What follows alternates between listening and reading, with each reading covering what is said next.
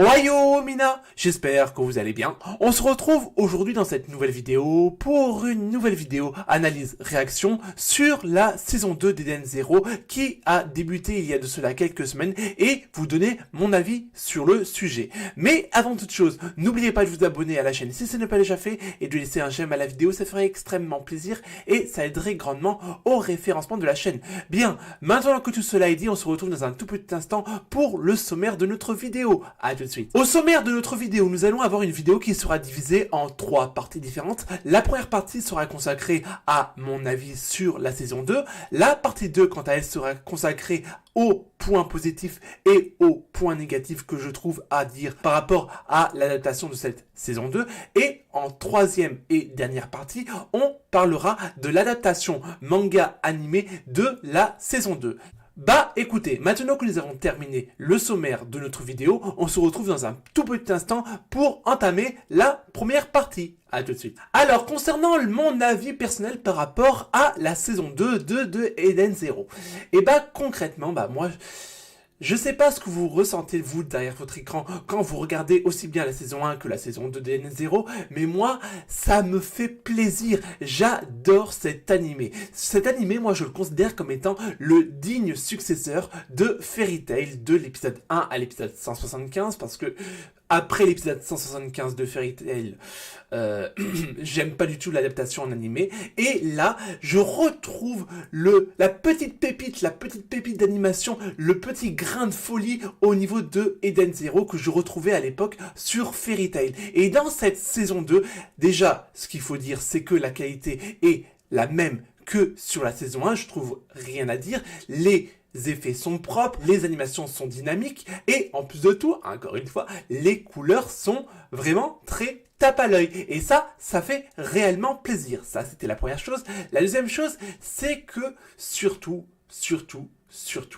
les musiques. Je ne sais pas ce que vous en pensez, vous, derrière votre écran, mais moi, j'ai également un kiff total sur les musiques d'Eden Zero, au même titre que les openings. L'opening de la saison 2, mais mon Dieu, mucho bueno, je vous le dis, moi, c'est vraiment très bon. Je n'irai pas jusqu'à dire que Eden Zero, c'est une masterclass, mais par contre, c'est très largement un excellent animé que je pourrais mettre en haut de ma liste des meilleurs animés de 2023, ça c'est sûr et certain. Ensuite, je serais tenté de vous dire que au niveau du rythme adaptation, on est un peu sur la même dynamique que ce qu'on a vécu lors de la saison 1 d'Eden Zero et concrètement, ça me dérange pas plus que ça. Néanmoins, il faut quand même peser le pour et le contre. Peut-être que ça va peut-être un peu trop vite. Parce que si on se calque sur l'adaptation manga animé, il faut savoir que on est sur un rythme d'un épisode égal, 2 chapitres et demi, 3 chapitres. Voilà. Donc c'est un peu dans cette dynamique-là que sont adaptés les chapitres en épisode. Mais après, je serais tenté de dire que c'est très fluide, c'est très fluide. Et ça, franchement, moi, j'en avais besoin parce que concrètement, j'ai adoré la saison 1 d'Eden Zero, j'adore la saison 2 d'Eden Zero. Franchement, encore une fois, il y a ce grain de folie, ce grain de passion qui m'habite quand je regarde les épisodes d'Eden Zero. Et ça, c'est quelque chose que j'avais pas ressenti depuis énormément longtemps. Même avec les autres séries que j'ai pu voir antérieures à Eden Zero saison 2, là, c'est magnifique. Et en plus, l'adaptation en VF d'Eden Zero est similaire à ce que nous avons eu au niveau de la saison 1. Et ça fait relativement plaisir. Donc, je pense que pour synthétiser, je pense que vous avez très bien compris. Pour moi, mon avis sur la saison 2 d'Eden Zero est vraiment très positif. J'adore la qualité, tout ce qu'il y a au niveau de l'adaptation en animé. Et en plus, c'est relativement fluide. Et écoutez les amis, maintenant que nous avons terminé la partie 1 qui était réservée à mon avis sur l'animé saison 2 de Eden Zero, vous savez quoi, on va partir sur la partie 2 qui est consacrée à lister les points positifs et les points négatifs que j'ai à redire sur cette saison 2. Alors maintenant, à tout de suite. Alors pour ce qui est des points positifs et des points négatifs de Eden Zero, moi ce que je vous propose c'est qu'on commence d'abord par les points positifs et après on enchaînera avec les points négatifs. Point positif numéro 1, la qualité de l'animation. Ça c'est évident, c'est dynamique, c'est fluide, c'est très bon au niveau des couleurs, etc., etc. Point positif numéro 2, je vous en ai parlé précédemment, c'est les musiques, les OST de l'animé. Et je serais dans de vous dire que là, encore une fois, coup de cœur, ça me fait relativement plaisir de voir qu'ils mettent autant d'énergie à faire quelque chose de cohérent au niveau des OST, au niveau des openings, parce qu'il y a aussi la musique de l'opening qui est relativement très bien et franchement cela fait plaisir. Troisième point positif, c'est le rythme d'adaptation. Alors aujourd'hui, comme je vous l'ai dit précédemment, on est sur un rythme de 2 chapitres et demi, 3 chapitres égale un épisode. Vous allez dire peut-être que c'est relativement rapide. Moi aussi je le pense. D'ailleurs de mon point de vue ça pourrait être indirectement un point négatif. Le rythme qui est un peu rapide par rapport à Eden Zero. Néanmoins, ce qu'il faut reconnaître avec cet animé, c'est que déjà, concrètement, on n'a pas de changement de rythme par rapport à la saison 1. La saison 1 aussi, on était sur un rythme de 2 chapitres et demi, 3 chapitres en un épisode. Ça n'a pas changé. Mais là où c'est très fort, c'est que c'est fluide et ça stagne pas, voilà, ça stagne pas et c'est relativement appréciable dans la qualité d'adaptation. Du moins, c'est comme ça que moi, personnellement, je le ressens. Ensuite, sans blaguer, franchement, le groupe qui a fait de la musique de l'opening, donc Never Say Never, je crois. Donc, je crois que c'est le groupe Spirit Garden. Je suis pas sûr à vérifier, mais je crois que c'est ça. Toujours est-il qu'ils ont fait un travail excellent. Bah, écoutez, maintenant que j'ai fait l'ensemble du listing des points positifs que j'avais à dire par rapport à la saison 2 d'Eden Zero, maintenant, on va passer aux points négatifs, parce qu'il y en a quand même un ou deux, voilà, quand même un ou deux, et du coup, on enchaîne. Pour ce qui est des points négatifs, des 2 points négatifs que j'ai à dire par rapport à la saison 2 d'Eden Zero, c'est déjà l'adaptation à proprement parler de ce qu'il y a dans le manga par rapport à l'animé. Vous savez, vous me connaissez, pour ceux qui me connaissent par rapport à la chaîne, moi j'aime bien que ce qu'il y a dans le manga soit respecté au niveau de l'animé. Au niveau des cases et au niveau des dessins en l'occurrence. Et encore une fois, on peut observer que dans l'adaptation en animé, il y a des choses qui sont pas forcément fidèles au manga. Et je serais en train de vous dire que ça déjà en tant qu'auteur et artiste de ma part, moi je trouve déjà ça un peu irrespectueux. Qu'il y ait des adaptations, des détournements par rapport à des choses liées au fanservice, je l'entends, mais quand il y a des choses qui sont moyennement bien adaptées au niveau des respects des cases, etc., bah, moi ça me plaît pas trop. Et ça, malheureusement, il y a des choses, des éléments qui sont déjà mis en avant dans la saison 2 d'Eden Zero. Alors après, vous allez me dire que je chipote, qu'il faut toujours faire un choix graphique, artistique.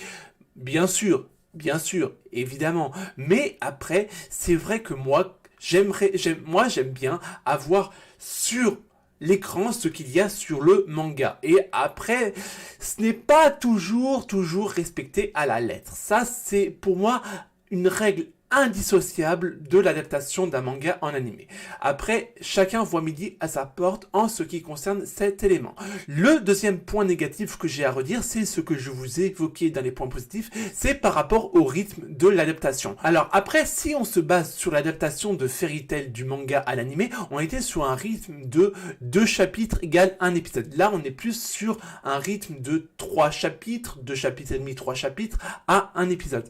Vous allez me dire que c'est correct, comme moi je vous l'ai dit, c'est correct, c'est dynamique, etc. Mais après, est-ce que ça aurait pas mérité d'être un peu plus lent? Parce que moi, j'ai un peu la sensation par moment seulement, que ça va un peu trop rapidement. Après, néanmoins, il y a quand même un point positif dans ce point négatif. Ouais, c'est un peu contradictoire ce que je dis, mais concrètement, ça nous fait avancer de manière fluide dans l'adaptation en animé. Et ça, concrètement, c'est pour ça que je l'ai mis dans les points positifs. Mais bon, je serais dans les dire qu'il fallait quand même que je trouve quand même deux points négatifs à dire, et c'est quand même quelque chose que je voulais quand même notifier dans les points négatifs.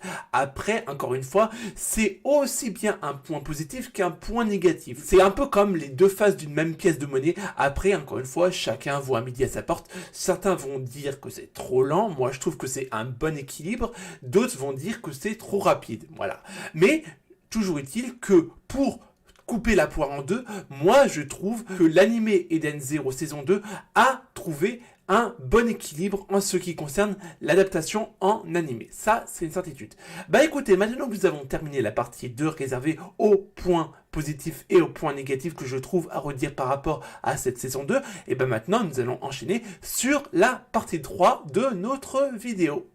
Alors, pour ce qui est de la troisième et dernière partie qui concerne l'adaptation du manga vers l'animé, et ben, si on se fait déjà un petit schéma, il faut savoir concrètement que sur les 25 épisodes de la saison 2 d'Eden Zero, et ben concrètement, on est grosso modo sur l'adaptation en animé de 5 arcs différents. Et bah concrètement, on est déjà sur l'adaptation de l'arc de Dragon Joe, même si concrètement on l'appelle Belial Gore, le nom du vaisseau de Dragon Joe, mais bon, on va dire quand même l'arc de Belial Gore, et ça nous adapterait l'histoire jusqu'à l'arc de Xénolite, donc jusqu'à l'arc, le mini-arc de l'entraînement de l'équipage de l'Eden Zero. Donc concrètement, comment il faut se focaliser sur cette adaptation en 25 épisodes. Et ben moi j'ai déjà fait mes petits calculs en annexe de cette vidéo et concrètement voilà sur quoi on tombe. Alors je prends mon petit papier en même temps que je vous parle. On serait sur déjà une dizaine d'épisodes pour l'adaptation de l'arc de Belial Gore. Ensuite on serait sur une dynamique de 2 épisodes pour l'adaptation de l'arc de l'Eden Zero.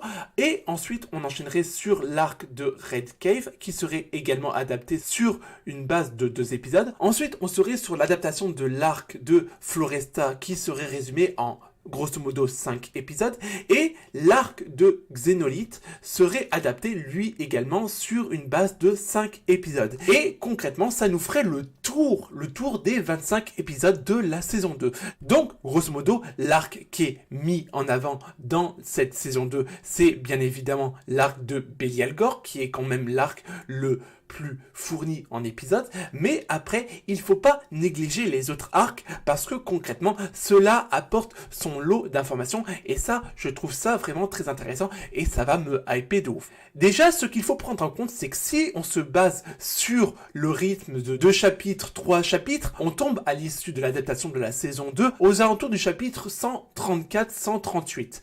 Et du coup, concrètement, ça nous ferait tomber, grosso modo, aux alentours de l'arc de l'entraînement de Xénolite, ou alors l'arc, le mini-arc réservé à la planète Sandra. Sauf que concrètement, moi je pense qu'on s'arrêtera à l'arc de Xénolite, de l'entraînement de Xénolite, pour la bonne et simple raison que après on enchaîne sur une autre histoire, on enchaîne sur l'arc de Nero, la grande bataille de Nero, le cosmos Aoi, etc., même si concrètement au niveau de l'arc de Xénolite, on sera déjà entré dans le cosmos Aoi, mais concrètement, moi je pense que l'adaptation de la saison 2 sera terminée au niveau de l'arc de l'entraînement de Xénolite, plus ou moins.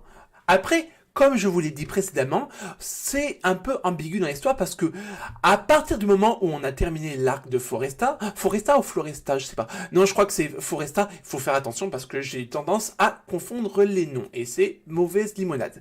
Toujours est-il que quand on arrive grosso modo à la fin de l'arc de Foresta, eh ben on enchaîne dans une autre partie de l'histoire, une autre dynamique qui va s'axer sur les prochains gros antagonistes à l'image de Dragon Joe dans la saison 2 et la fin de la saison 1.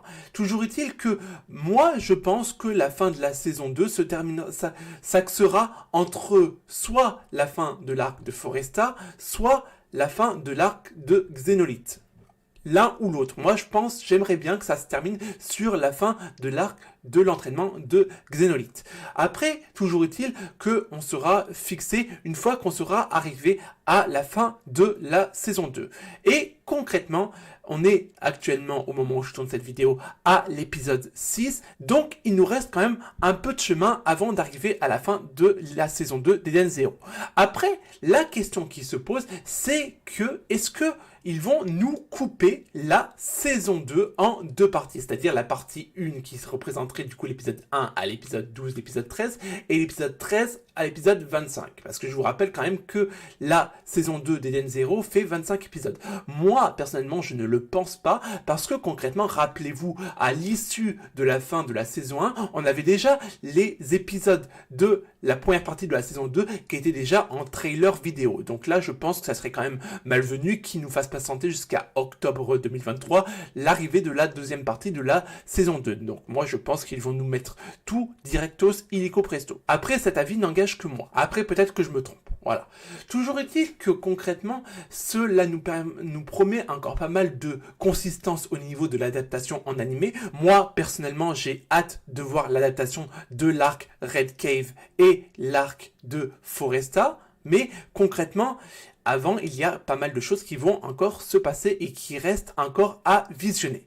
Quoi qu'il en soit, les amis, nous arrivons au terme de notre vidéo. J'espère que vous aurez passé un agréable moment en ma compagnie. Nous, on est amenés à se retrouver dans une prochaine vidéo. D'ici là, portez-vous bien et surtout, n'oubliez pas l'essentiel, Jané!